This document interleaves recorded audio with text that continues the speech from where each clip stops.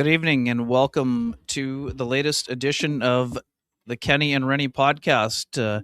I'm Ken Weeb of the Winnipeg Free Press, soon to be joined by a special guest. I'll keep you in suspense for a little bit longer as you kick back and join me on the Jim Pattison on Regent opening drive. I've borrowed the keys from my lovely wife Stacy to the Toyota Highlander, and it won't be a traditional trip to the buffet because our special guest, I don't want to keep him waiting too long. So, folks, reporting live from the American Airlines Center, where the Winnipeg Jets suffered a 4-3 overtime loss to the Dallas Stars in a game that featured plenty of wild action, especially in that third period where the Jets gave up the lead late.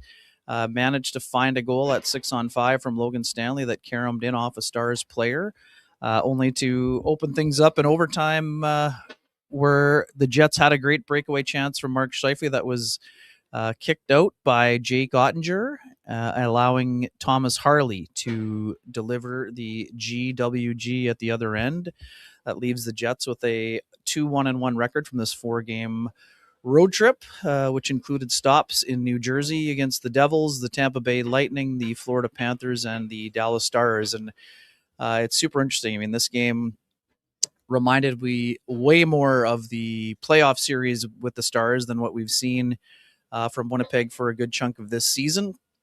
We know the Stars and Jets are wildly separated by a whopping 22 points in the standings, but today they look like two heavyweights going head to head, knock them down, drag them out kind of affair. Had some offense, had some physical nature, had some great goaltending, and had a little bit of controversy. And since our guest has a little bit of history with the mask, we're going to talk to him about that too. So kick back, enjoy the ride, and let's not wait much longer here. Let's wrap up this edition of the Jim Pattison on Regent Toyota opening drive, and we will get to the fun stuff with Dennis Bayak here.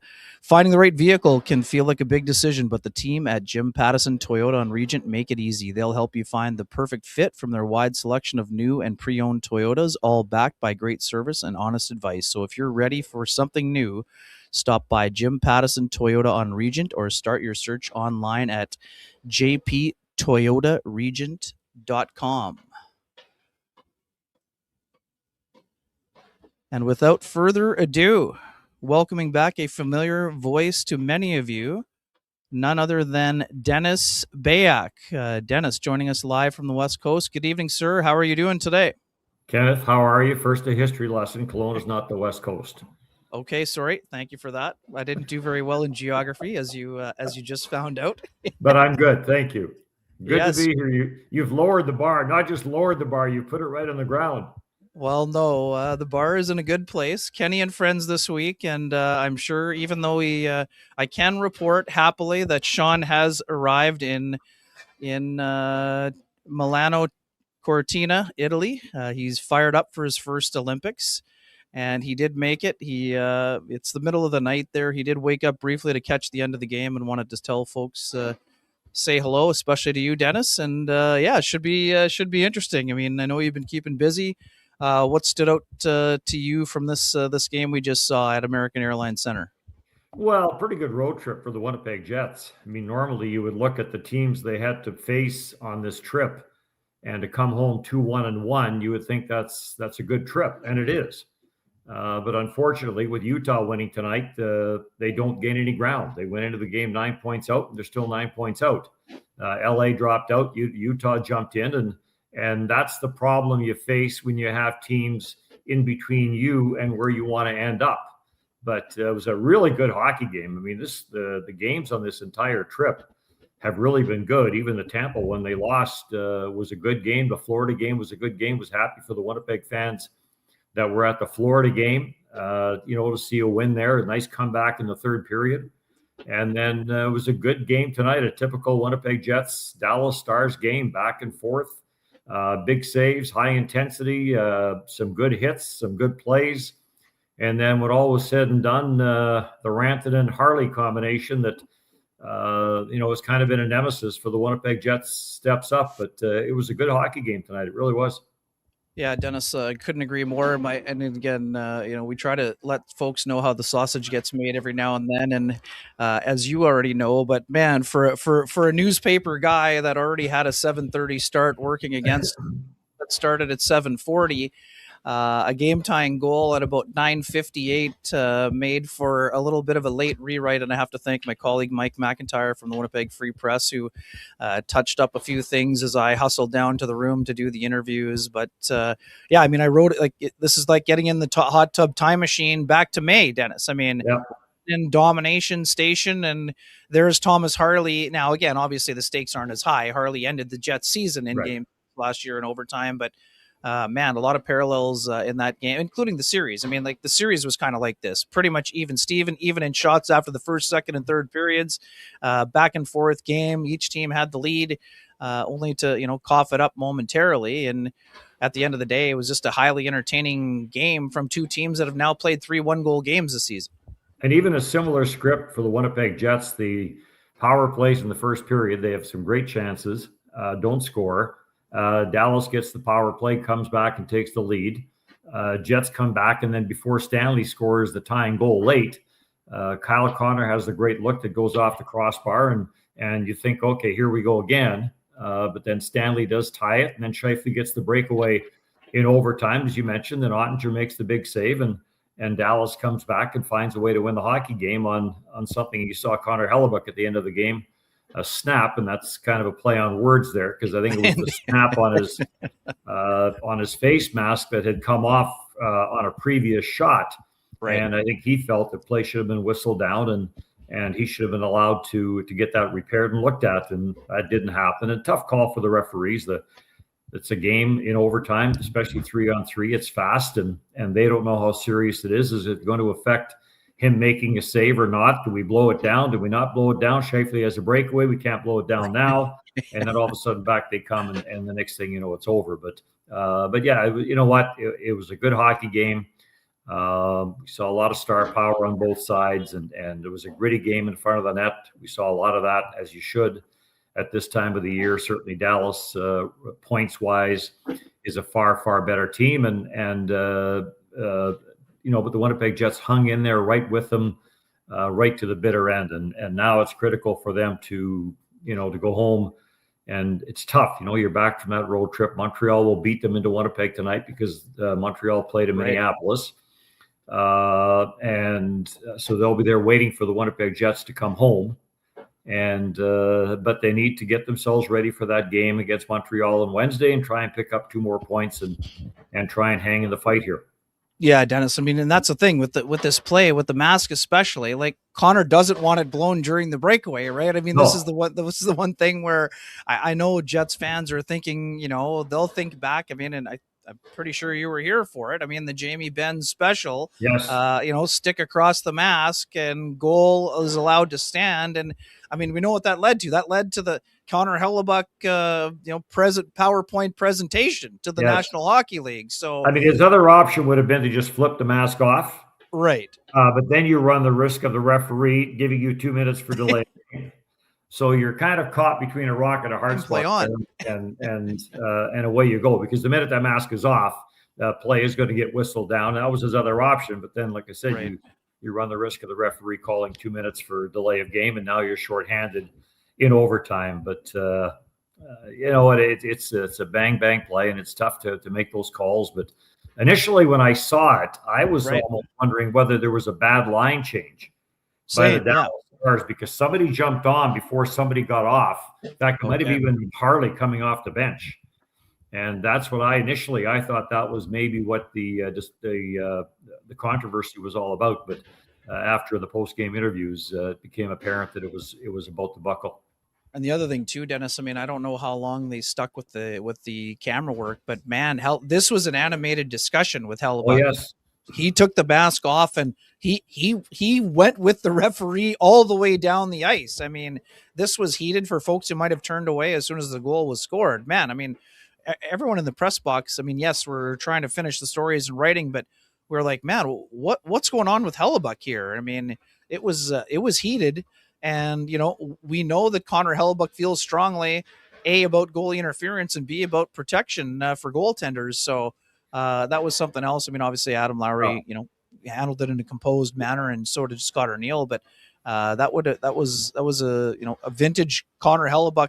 Wasn't happy with how things ended and wasn't afraid to stand up for himself. So, Well, as anyways, everybody knows, at this time of the year, when you look at where the Jets are in the standings and yeah, how badly they need points, everything gets magnified. Every penalty gets magnified. Every power play gets magnified. Faceoffs get magnified. Everything becomes a more critical part of a hockey game because the line between winning and losing and needing points and getting points is so fine that everybody's ramped up and hard fought game against the division rival, and you like to see that. You like to see that intensity, and but the game's over, and as we talked about, get regrouped and get ready for Montreal Wednesday.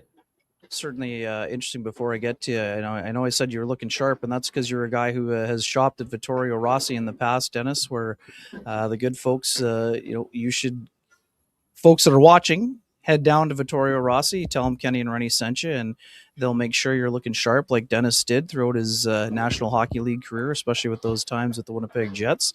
Go see Frankie and the boys down on Corridon Avenue, and they will take care of you. Actually, Dennis, quick. I should have put one of Frank's suits on if I'd have known that you were going to be all decked out here. I thought maybe the game was over. Then I forgot you're a TV star now, so you left the tie and the shirt on. But yeah, you know what? Frank and the guys looked after me very well. I'm not sure if Manfred and Michael are still there, but they did a great job with me, and it was always enjoyable to drop in there and have a cappuccino and say hello, even if you weren't shopping. But they were a good bunch of guys there.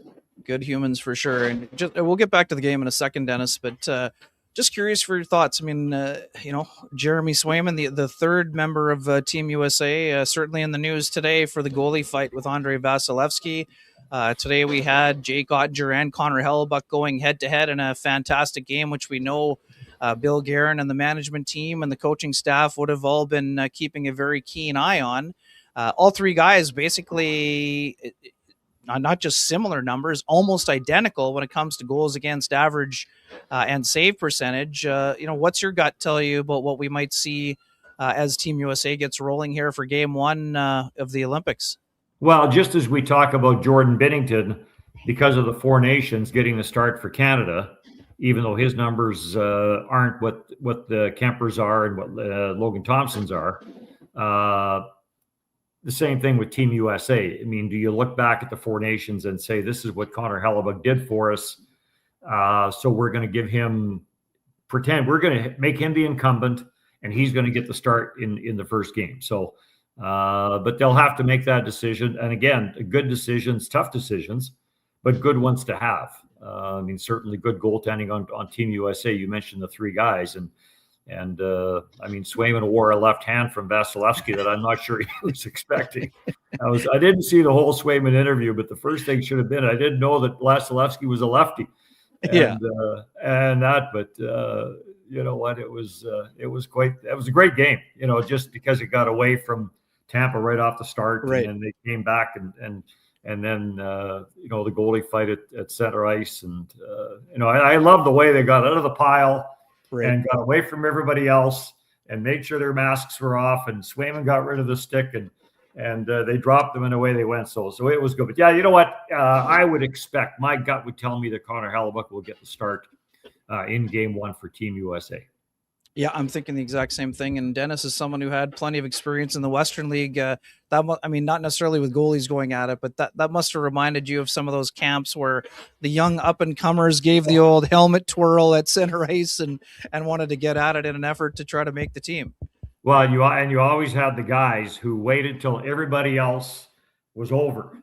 Right. And then they went to center ice and they wanted to be the main attraction. They weren't gonna have this 3-4 fights going on at the same time. They were waiting till everybody else had calmed down and away they went. But you know what? It got better near the end. Certainly the early years in the Western Hockey League were wild. I mean, training camps were, almost to the point of ridiculousness sometimes. I remember Mike Babcock and Dave Brown going 3 times in the same session in Saskatoon at a training camp. And actually, Mike Babcock held his own pretty good. But then, the latter years, that all straightened out. It got to the point where, you know what, we want you at training camp to show what you can do. Show us your talent. Show us your skill. And a lot of that calmed down because, I mean, preseason games back when I started in the Western Hockey League, you were in for 3 hours and 15 minutes if you were in for 10 minutes. I mean, that's just the way they went and that. But no, it calmed down pretty good. But you know what? It certainly got you know what? It is funny. You talk about people talking about it. Violence in hockey. We don't want fighting. We don't want this. There wasn't a person sitting when Vasilevsky and Swayman went to center ice. Everybody was up on their feet, and everybody was on Twitter saying how great this was and everything else. Nobody got hurt. That was the best part of the whole thing. You know, especially with Swayman getting ready for the Olympics and Vasilevsky getting ready for 2 weeks on the beach. Yeah, no doubt. And just quickly, I mean, outdoor game like that made folks in Manitoba think about the Heritage Classic in October. You were part of a cup.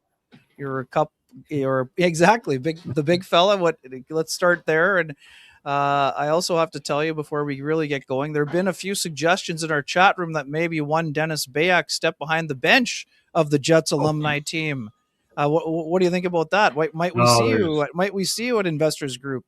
You never know. October's a long ways away, but no, there's far more qualified people and deserving people to be part of what you're talking about there than what I am. So it'll be, you know what, it'll be exciting for the city. It was the last time. It will be again this time. Now, am I right here to think that the alumni game is indoors? Yes, sir. Yes, this time it will be indoors. Yes, you did. That's kind of wussing out, isn't it?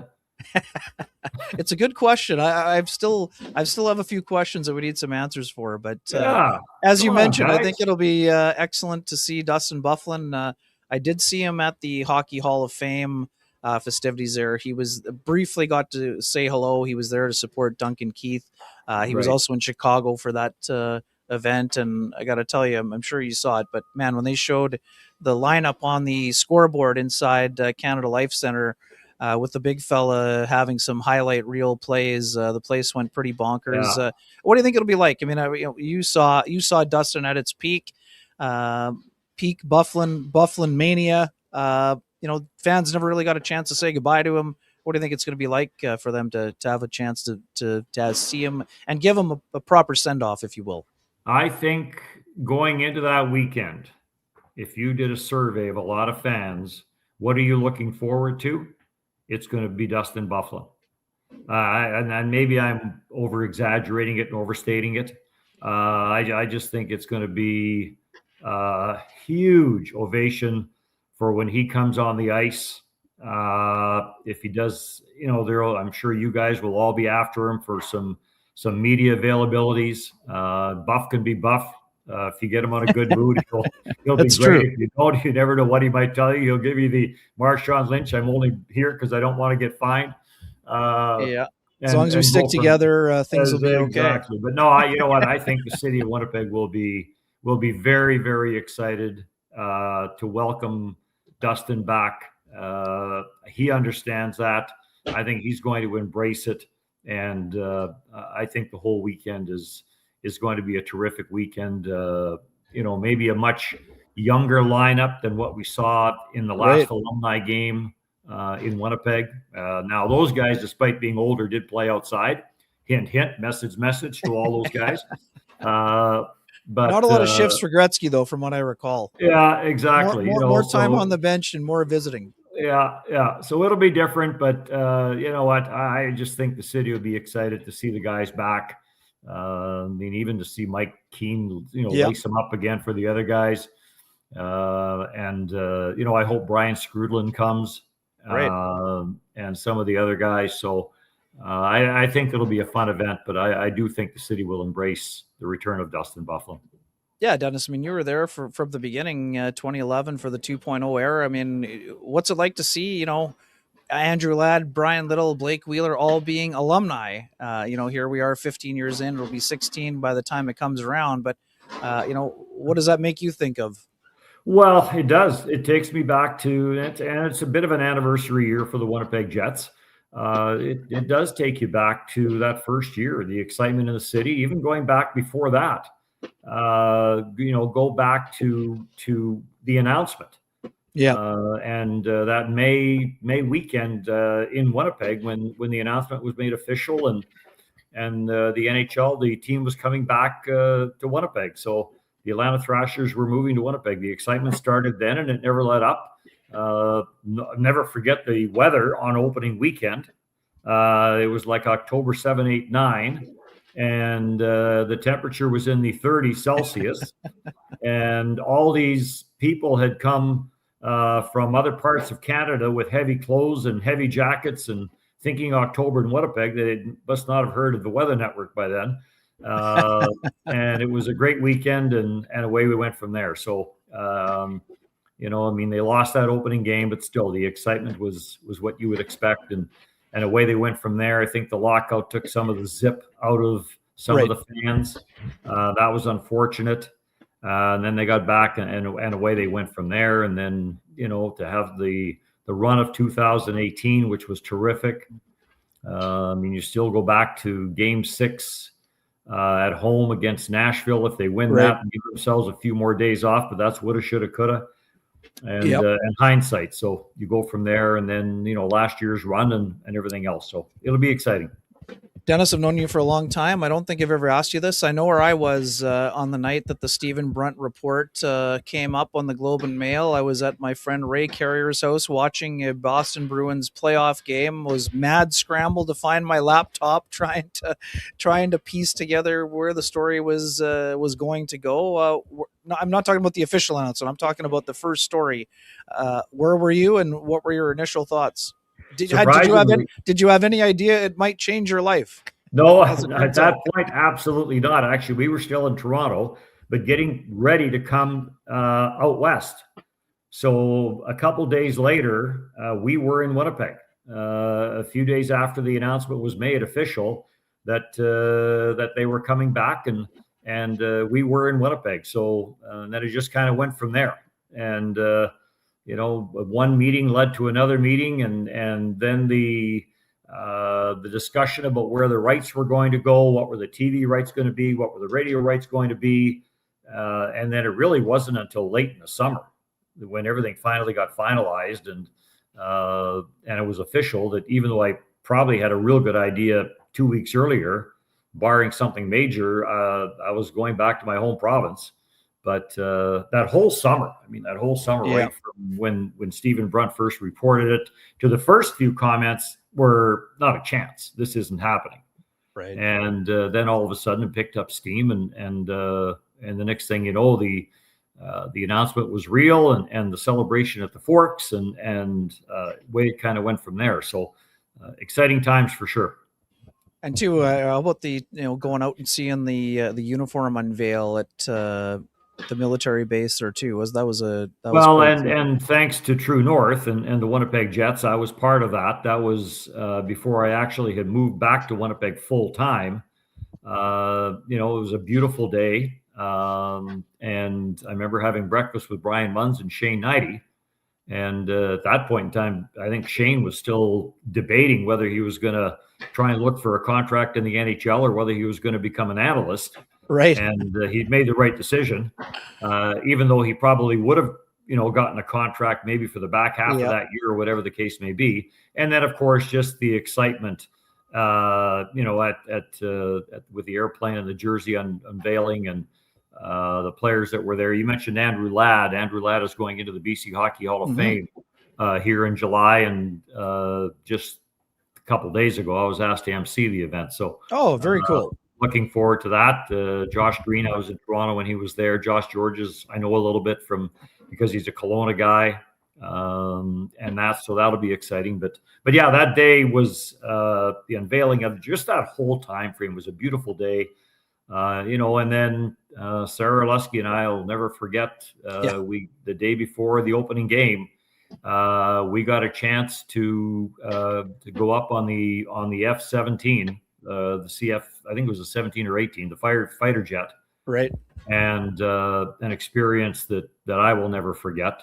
I mean, we did some flips and we did some somersaults, and they said don't eat any greasy food before you get on the jet. But I was fine, and just lots of great memories. we had, I still think back to the start there, and we had some great people on our telecast, and that's so many good people.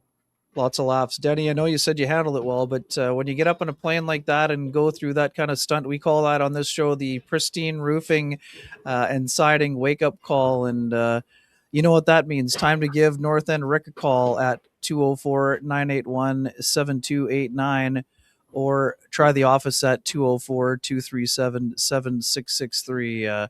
I know we sometimes give it to the commentary, but that must have been a bit of a wake up call. I know you were prepared for it, but nothing can quite prepare you for that kind of a feeling, I'm guessing. Well, you know what I wasn't prepared for, because of my age. I did a real quick physical with one of the doctors there, but then just the training session that you go through before you get into the jet. With the harness that has to go on there, because it keeps your blood more in the top part of your body. And as the mock picks up, it tightens and tightens.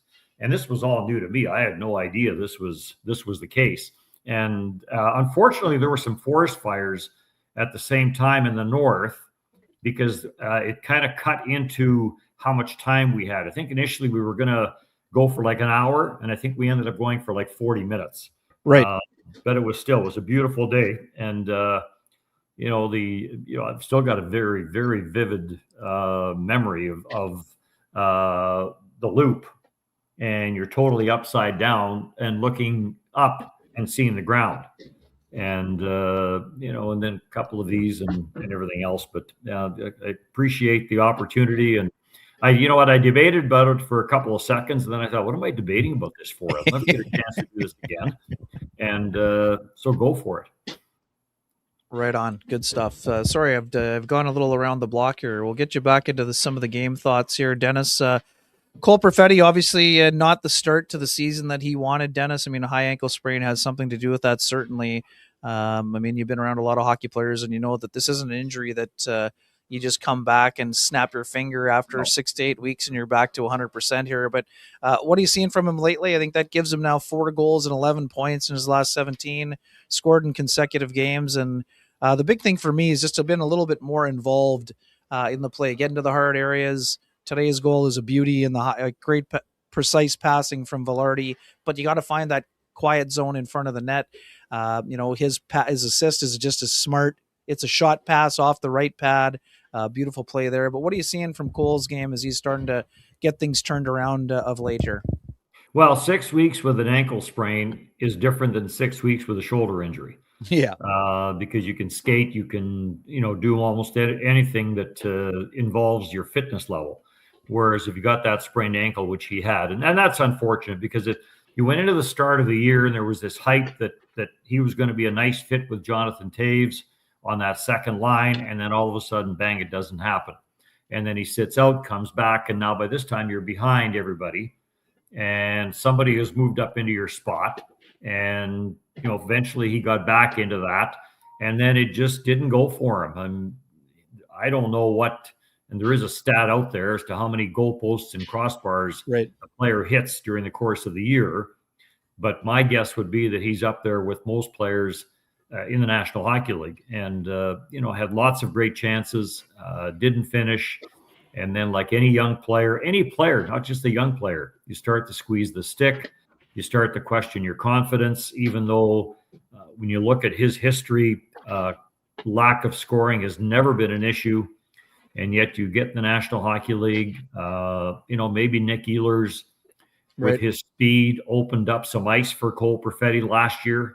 Moot point because Ehlers is gone, but it's nice to see him in the last number of games. You gave the stats out there, and he's back on that number one power play now, and we're starting to see what Cole Perfetti can do. So, it was a tough year for him, but he's not alone. Tough year for so many people. To see Nyquist without a goal so far is just unthinkable, because this guy has some skill.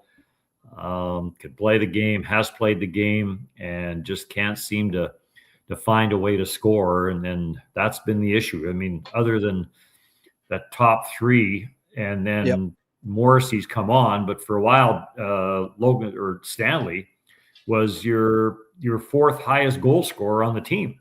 Right. And which good for him. Talk about a guy that's going to cash in this summer. Good for him. But it's just kind of been that kind of a year where goal scoring has been tough to come by, especially in key situations. But it is good to see Cole Perfetti, and whatever happens the rest of the way here, you hope that for Perfetti's sake, he continues to put up some points and can, if it is not going to happen for playoffs, come back next year with some confidence, riding high and try and pick up where he left off. And hopefully he can keep it going between now and the end of the year, because he is a skilled player, very good hockey IQ. And, the great play on the goal tonight. I mean, Kevin Sawyer pointed it out on the broadcast that the shot was meant for a rebound, and it was a perfect rebound, and Velarde buries it. So good for him. Yeah, no doubt, Dennis, and Perfetti and Velarde scoring, and you too can score a great rate with Cambrian Credit Union. Getting a mortgage doesn't have to throw you off your game while you focus on home sweet home.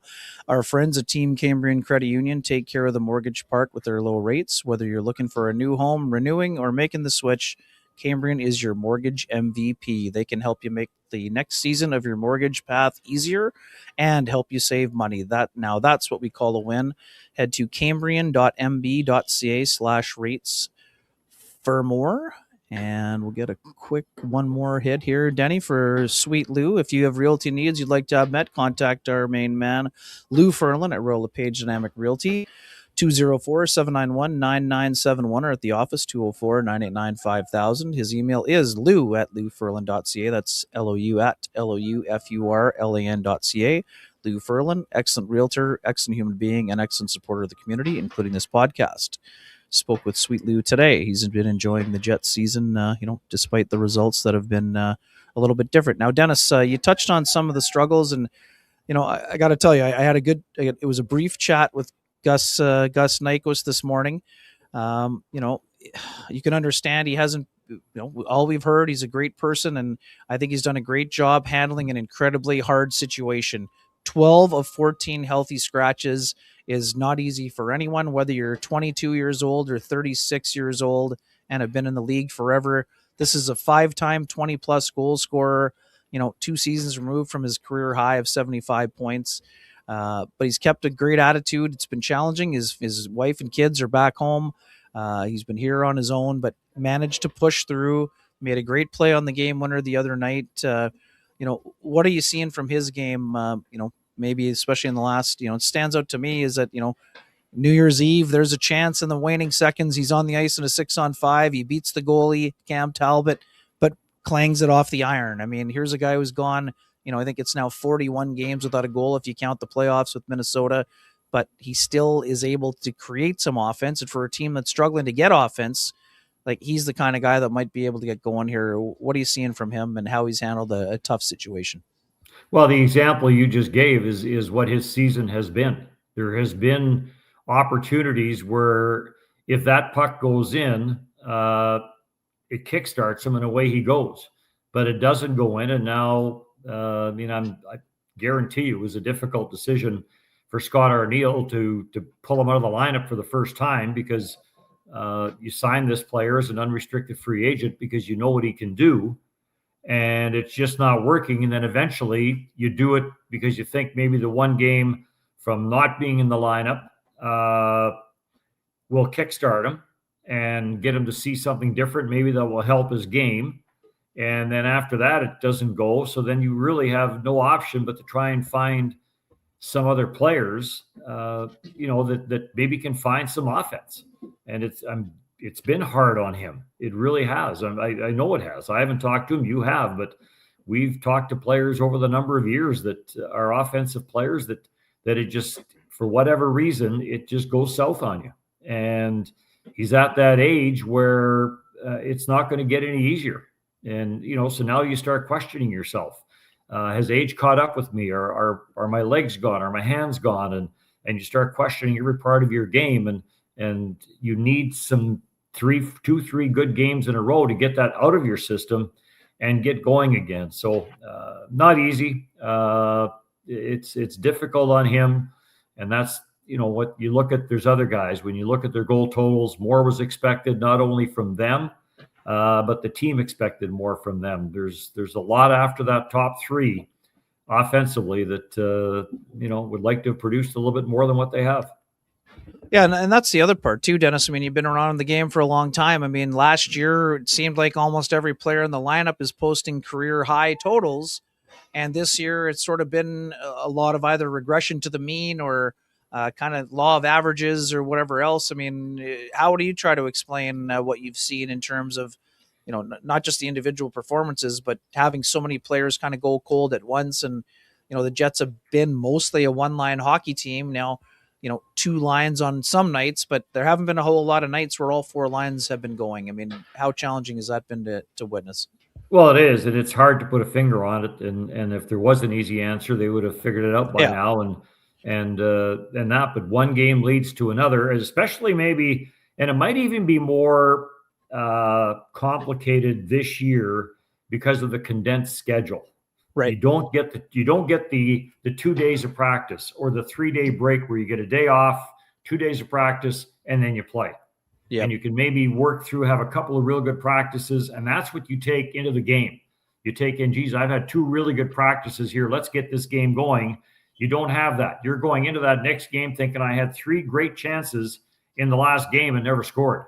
And your mindset isn't where it needs to be, and then you start pressing. But it's been, not only just with the Jets, even with the Moose, there's some players there that you look at their offensive numbers and those numbers aren't what they want them to be. So it snowballs, and that's what happens. And then injuries, like we talked about the Perfetti injury. I think the injury to Dylan Sandberg hurt. Other players were banged up and missed some games. And then it takes you a while to come back again. And now you're fighting it because of where you are in the standings. I mean, it's a strange year. I mean, the defending Stanley Cup champions and the defending President's Trophy winners are very much on the outside looking in right now. And Florida lost tonight again.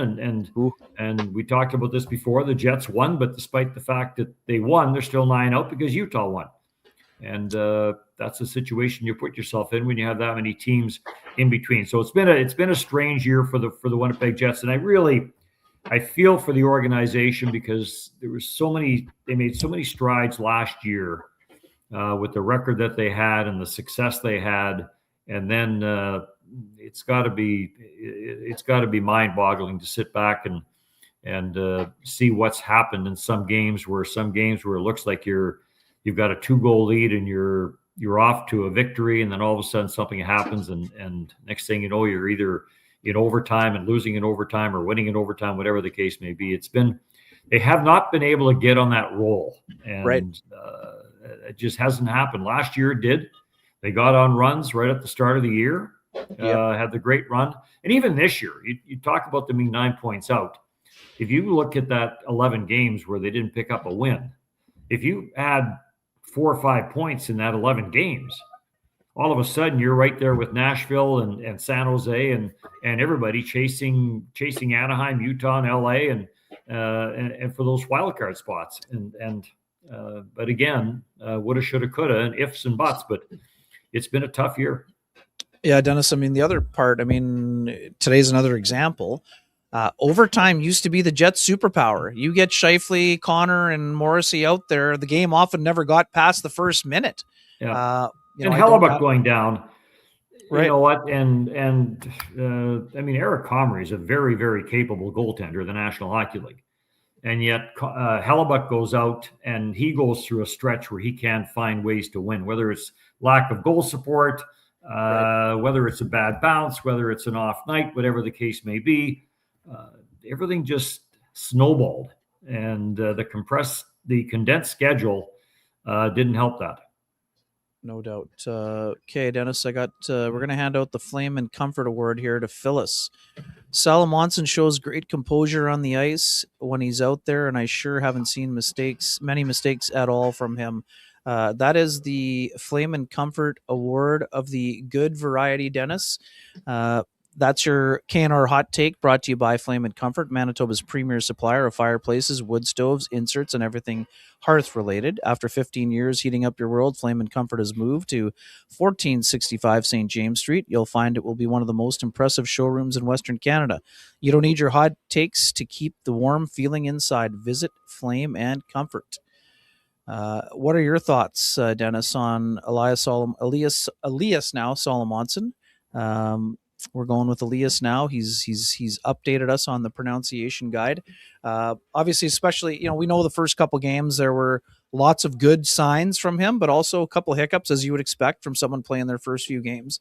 What stood out to you, especially in this second set of since the second call up, how he's really settled in on the back end, whether it's with Dylan Sandberg mostly or any of the other partners he's had? Well, I've noticed a difference in him from the first call up to where he is now. He's much more calm. He's much more settled. With Miller being out and Fleury being out, Pionk being out, it certainly has enabled them to put him in the lineup on a regular basis. They've got 5 games after the break before the trade deadline.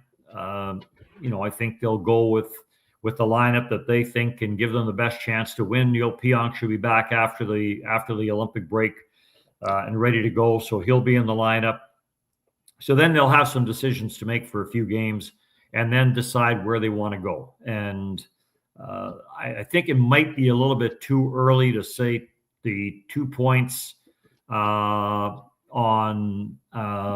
Wednesday against Montreal are maybe going to be a decision factor. I think that's a bit early, but I do think the 5 games after that will they'll see where they want to go. Kevin Cheveldayoff, I'm sure during the break we'll get an idea of what players they're willing to move, and then not just what you're willing to move, what are you going to get back for it?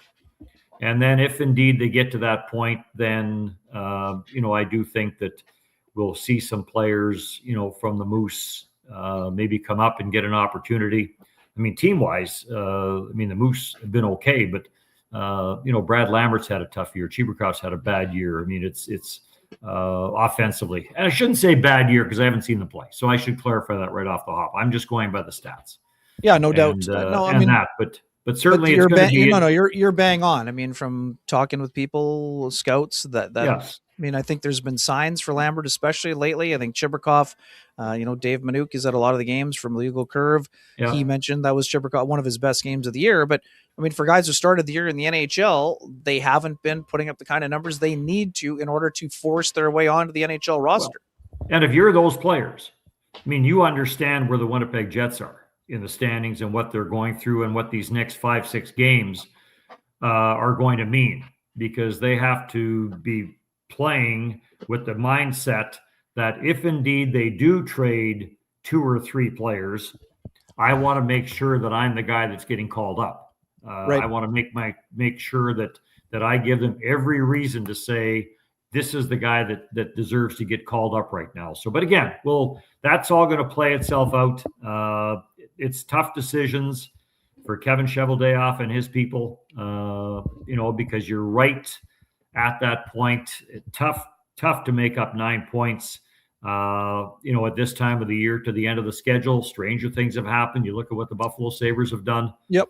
So it does happen. Not like it doesn't happen. But it's the jumping of the teams that makes it more difficult, because that some night you're going to win, but San Jose is going to play Anaheim and one of those teams is going to win. Tonight, not that it really mattered. St. Louis is behind you, so maybe you wanted St. Louis to beat Nashville tonight. St. Louis has a big lead. Nashville comes back and wins. So, once you start needing help on the scoreboard, now you're in a bit of a different mess. So, but and they've showed that on this trip. Good for them. They came off a bad game against Detroit at home, went on this tough 4-game road trip where they could have looked at the standings and said, this isn't going to happen. They didn't. They beat New Jersey, went into Tampa and played a very good Lightning team. Down against Florida, found a way to come back and win, and found a way to get a point out of the game tonight in Dallas. So, they still have that belief, and they're still going to try, and they're still going to play hard. And Get 2 points tomorrow, and all you can control is your own. And that's the old cliche, but they can't look at what Anaheim is doing or what Utah is doing, or other than the games that they play against. I think they have one with Utah left yet. I don't think they have any with LA, which is unfortunate. You'd like to have some games head to head with the teams you're trying to chase down, but that's the schedule that they have. Speaking of having your needs solved, if you have any supplemental needs, health food needs, the good folks at Myers Drugs can help take care of you. They deliver citywide, and Glenn and Jonah can take care of all of those things. Check out Myers Drugs. Dennis, we touched on it here, but I mean, you sat in a GM's chair before at a different level, but obviously you know what it's like. I mean, how do you weigh that at the NHL level now? So for Kevin Cheveldayoff, he's got 8 pending UFAs. There are certain players he'd certainly, consider having back. What would you be comfortable giving an over/under on how many of those guys get moved versus how many they try to re-sign before March 6th? Well, it may be a case of or can sign of what you're getting back. What do you want to sign? Yeah. Do you want to sign them? And if you don't, then even if you put them on you decide you're going to move them, what are you going to get back? And I guess, there comes a time when you say, okay, yes, this is good enough return for this player. I mean, the interesting one, and, you and I have talked about this before, is Logan Stanley. Yeah. What happens with him and you would have a far better handle on this than I do. I don't know if negotiations haven't started, if they've talked, the two sides have talked at all. Or have the Winnipeg Jets decided that we're going to let this run to the end of the year and then see what happens? Or have they decided that we've already made up our mind that we're going to trade Logan Stanley before March 6th? Tough decisions because of the year he's had. And again, good for him. I mean, it's been a marvelous year for him to be out. If you would have said at the start of the year, give me the odds of Logan Stanley being out on a 6-on-5 in early February in Dallas against the Stars, I'm not sure anybody would have said, yes, he'll be out there. And yet, we talk about the players that have struggled this year. He's been on the other side of that coin, where a lot of good things have happened for him. Even tonight, the shot goes off Rantanen, I think, and in. And that's the kind of year it's been for him, and good for him. So, again, tough decisions around his future with the Winnipeg Jets. I'm not sure what he wants to do. And I'm sure if you ask him, he'll say it's out of my control, which it kind of is to a point right now. Unless March 6th rolls by and he says, no, I'm not signing, then it is in his control. He's made that decision. So, but I would think if they make the decision that we're not going to make the playoffs, or we're not going to add, we're not going to give up a whole bunch to add, because even if we do, we just get in and we'd lose in the first round or whatever. But you always want to get in. Once you get in, anything can happen. But if they make the decision that the playoffs aren't going to be, I can see 3 or 4 of those players, getting moved someplace. And I do think there's a market for some of them. I really do. Like, I think there would be a team that would look at Nyquist and for the same reasons the Winnipeg Jets signed him, I think there would be some teams that would say, yeah, we'll take a look at him.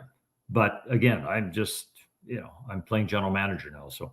Well, and we're also, we're trying to follow the breadcrumbs, right? So Gustav Nyquist is someone who's been traded 3 times at the deadline, once from Detroit to San Jose, once from Columbus to Minnesota, and once from Nashville to Minnesota. So obviously when people have looked to him for scoring in the past, I mean, he's a 5-time 20-plus goal scorer. So just quickly too, Dennis, A, what's it been like to see Jonathan Toews back? And B, I think Elliot Friedman reported on the Fan Hockey Show today that discussions are expected to happen between Toews' representative, Pat Brisson, and Kevin Cheveldayoff about the prospect of considering waiving the no movement clause. I mean, Jonathan is a guy who, I've said this a ton, he hates losing more than he likes winning, and he's won a lot. He had a ton of years in Chicago where they didn't make the playoffs at the end of his tenure there. Came back to try to chase a Stanley Cup. I think it'll be interesting to see what is decided. But as someone who's known Jonathan for 20 years since he was getting ready for the draft, uh, I haven't. He hasn't told me this, but knowing how competitive he is, it wouldn't surprise me if he would be willing. If he thinks that the Jets are falling out of it, if he'd be willing or want to go to a contender and chase a fourth Stanley Cup. Where do you stand on that? Well, the question would be, does he want to play next year? And if he does want to continue his career, then I think he has to have some serious discussions with the Winnipeg Jets. First off, let's go back to when they signed him. Yep. To me, it didn't matter what kind of a year Jonathan Toews had on the ice. It was a great signing. I just think it was too good of a story and too good of a signing to let it go by. They got it done. Outstanding. And if Jonathan Toews wants to play again next year, then I guess the Jets would have to sit down and make a decision here. Okay, does he fit into our plans? He's been good in the room. He's good on faceoffs. Showing some spurts where it's gone very well for him, like the rest of the teams. Other times it hasn't. But it's funny you mentioned that, because I was thinking about that the other day, whether or not he would be a player that would waive his no movement clause to go someplace else. I would have to think there's going to be a market. I would think Kevin Cheveldayoff will get some phone calls saying, will Jonathan Toews move at the trade deadline? So, he would be a good addition, experienced guy, knows the playoffs. If you're in a tough spot in the playoffs, could calm everybody down a little bit, I think, and be so good in the room. And I think he could still contribute on the ice. I don't think his faceoffs and there's always a role for a veteran player, especially in playoffs when the game changes a little bit. Yeah, and the other part too, we know that some of the other teams that were interested in him in the summer were the Colorado Avalanche and Tampa Bay Lightning. And, having seen Tampa, Tampa's a great story, Dennis. You've seen it. They've incorporated their youth to an incredible degree. I love the way Dominic James played the other day against the Jets. Looked great again on the outdoor game. But Jonathan Toews is potentially a third or fourth line center. Out there to win draws. This guy knows how to win. I think he would make a lot of sense there. And same with Colorado. Colorado's having a great year, but their fourth line depth has been kind of up and down. They've test driven a ton of guys from the Colorado Eagles, who, and again, speaking of cool stories, former Jets forward, the Mustard Man, Mark Letestu, doing an outstanding job in the American Hockey League as their head coach of the primary affiliate there. But those are two teams that stick out to me that make a lot of sense. I've always wondered about Edmonton, Dennis. Not just the connection with Bowman, but to me, for a team trying to get over the hump, I thought that they made sense, 3 years ago at the deadline. If he was going to be healthy enough, it ended up being not healthy enough. But, a guy to be in the room with Connor and Leon in some of those tense moments, that's another team that really makes a lot of sense to me, even though they'd have to do some cap gymnastics and the Jets would probably have to, retain 50%. But, those are three teams to me that could make sense if he wants to, if he wants Exactly. to chase another ring. And you mentioned the young guy, James. That's where it becomes a key part of the game as you get into play down the stretch and into playoffs. If you've got a line out there with some young guys, a young centerman, and they've iced the puck 3 times in a row, and they're out of gas, and all of a sudden Edmonton throws out Connor McDavid and Leon Draisaitl, who would you sooner have out there, a 21-year-old with 35 games of NHL experience or Jonathan Toews? Who would you sooner have out there? So that's where the teams that, like Colorado, Tampa Bay, the teams that are serious contenders here, would have some interest in a player like Jonathan Toews. But ultimately, it'll be what he wants to do. He's got 3 Stanley Cups. It's not like he has to chase his first or anything, but it's always nice to win.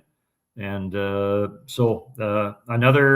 be lots of interesting storylines here as the Olympic break comes to an end and the NHL schedule resumes. In the Jets case, I think they have 5 games between post-Olympics and the trade deadline. Sticking with centers quickly before we get to the Johnson Group Award, Dennis. I mean, you've seen Mark Scheifele from the very first year. He was drafted by the Winnipeg Jets in the generic dark jersey at the XL Energy Center. What are your thoughts on his season, and maybe a thought about the snub from the Olympics? And as a guy who's trending towards a 100-point season, 2 more assists today. Just overall thoughts on what you've seen from Mark this year. I thought he was going to get picked when Connor Bedard went down, and there was a couple of other injuries. I thought there was going to be an opportunity there for Mark Scheifele to make the team. I think nobody expected Celebrini to do what he has done. So he has filled a roster spot. Tough to say that he's not going. And then you've got the coach wanting to know his players scenario, where John Cooper has taken a couple guys from the Tampa Bay Lightning. Now, Cirelli got hurt the other day. I don't know what his status is, whether he's, going to be good to go or not, whether Braden Point's going to be good to go or not. He's skating. So there may still be an opportunity here for Mark Scheifele. I don't know when the final roster has to get selected here. I think they leave in about 4 or 5 days. They leave for Friday for the Olympics on Friday. So now nothing that says you can't bring a player over later if you have to, but there will be some difficult decisions and some question marks over the next few days to decide what they're going to do. And I would have to think that him and Connor Bedard are in that group, that Bennett would be another one in that group. If we do have an injury, who's coming? And it'll be interesting meetings. Like all those meetings, there will be, players that or people that are going to say Mark Scheifele's our guy. There's going to be some that say Sam Bennett's our guy. Yeah. It's going to be hard to overlook Connor Bedard and that. So, but that's why those guys get the big bucks. No doubt. Dennis, time now for We've Got You Covered play of the game, proudly administered by our friends at the Johnson Group, the OGs. For me, Dennis, I'm going to go with the Jets penalty kill during the 74-second 5-on-3 there. To me, I mean, you've already given up a power play goal. This is a team that has the second best power play in the National Hockey League at 30% going into the game. The number 1 home ice power play. Jets able to get a clean kill, survive it, and kind of build a bit of momentum from there. Anything else stand out to you? Maybe unheralded plays in the game? I think the response to tie the game up 1-1 as quickly as that happened. Yep. Dallas gets the opening goal, and I think it was a minute 38 later or whatever, they come back and tie it 1-1. So that would be the other part, but there's no doubt the 5-on-3 was a huge kill. Yeah, very good. Dennis, do you run a small business in Canada? Look to Canada's number 1 employee benefits plan, Chambers Plan, to give you a competitive edge. Chambers Plan is a simple, stable, smart choice for over 30,000 businesses countrywide. Visit chamberplan.ca to learn more. And thanks again to our friends at the Johnson Groups, the OGs of the Kenny and Renny Show sponsorships. Dennis, that'll bring us to the Keg save of the game. What stands out to you at either end of the ice? There were plenty of candidates on both sides here in this one. Well, it has to be Ottinger in overtime on Scheifele because it saved them the game. It got them 1 extra point. Scheifele scores there. The Jets come away with the extra point. The Dallas Stars don't. So that one to me is rather simple. Yep, same here. I couldn't agree more. It doesn't matter what I think. It matters what you think, folks. If you'd like to chip in and give your thoughts on the Keg save of the game, please do so, either on the comments section or in the live comments, or you can send Renny or I a note. The winner from our last show is Leslie Mitchnick. You know what to do. Contact Sean or myself. Probably contact me, with Sean being in Italy. Brought to you again. Keg Save the Game, brought to you by our good friends at the Keg. Visit any of the 3 Winnipeg locations, each location finer than the last. Dennis, just about to wrap up here. Any other thoughts that caught your attention about either how the season's going or where it could be headed here heading into the Olympic break? Well, I just like what they've shown on this road trip, that there's still belief in that room. And they're gonna play this thing until they're out, one or the other. And from a management standpoint, you touched on this earlier. How do you view this?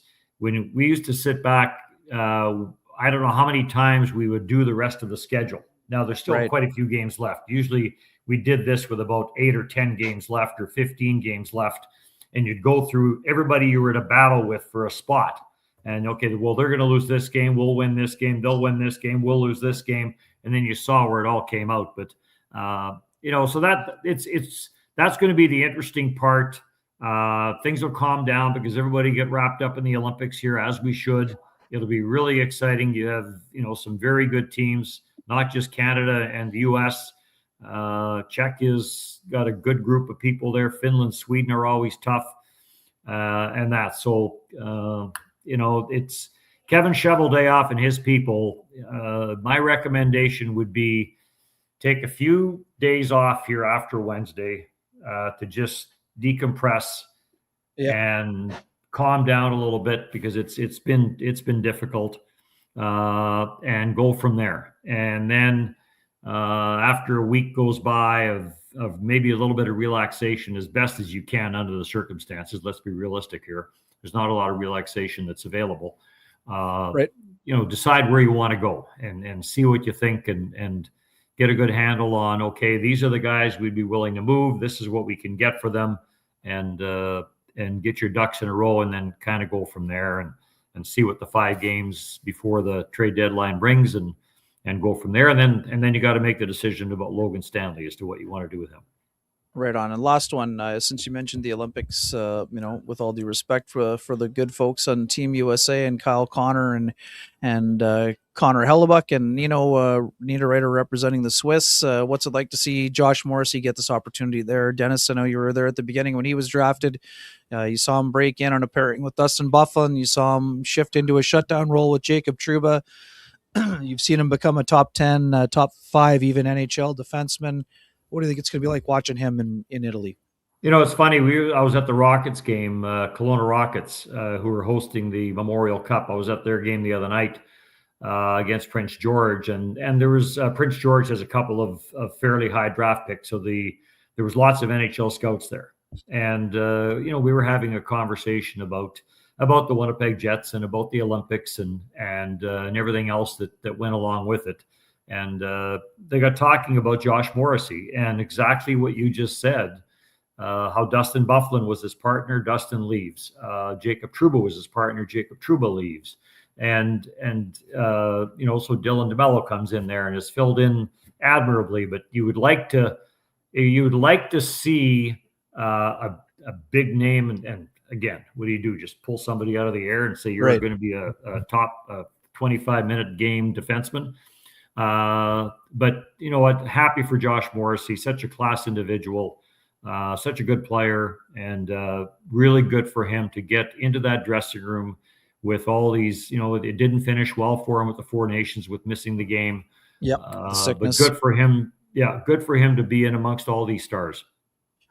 Right on, Dennis. Thanks for joining us, and folks, thanks for investing your time. Did our best here with Renny being on the road, and you got my address to send the check, right? Yes, indeed, 2 eyes and invoice, Dennis. Yes, you taught me well, folks. If you enjoy the conversations that are happening, we implore you to check out and support our sponsors who make these conversations possible.